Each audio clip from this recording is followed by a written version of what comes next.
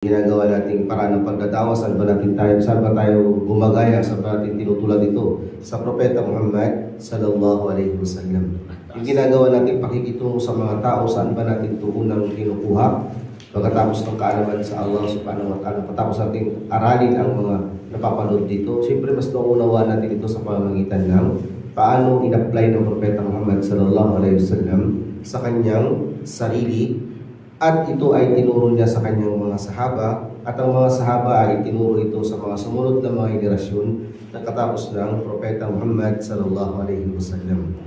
Sabihin nito ay ang iaayon natin ang pagsunod na ginagawa natin sa Allah subhanahu wa ta'ala sa kaparaanan ng Propeta Muhammad sallallahu alaihi wasallam.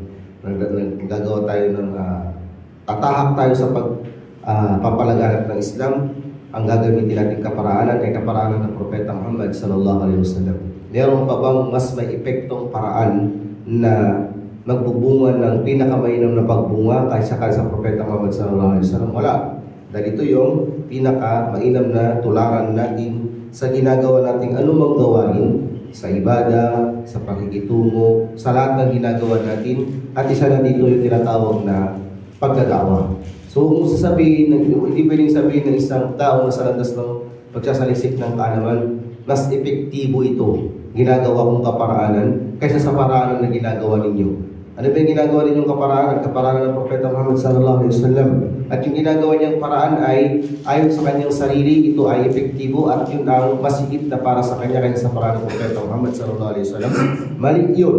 Mali yun na mamutawi sa isip ng isang tao at sasabihin ng kanyang dila na mas epektibo ito kaysa sa paraan na ginagawa ninyo. Mas epektibo itong paraan ko kaysa sa paraan ng Propeta Muhammad sallallahu alaihi wasallam. O yung paraan ng Propeta Muhammad sallallahu alaihi wasallam ay makaluma na at hindi naangkop sa panahon natin na moderno na ang paraan ng pagdadawa. Hindi dapat ganito ang magiging takbo ng isipan ng isang daiya. So kung paano natin iaayon ang gusto natin, dapat ito ay ayon sa kaparaanan ng Propeta Muhammad sallallahu alaihi wasallam.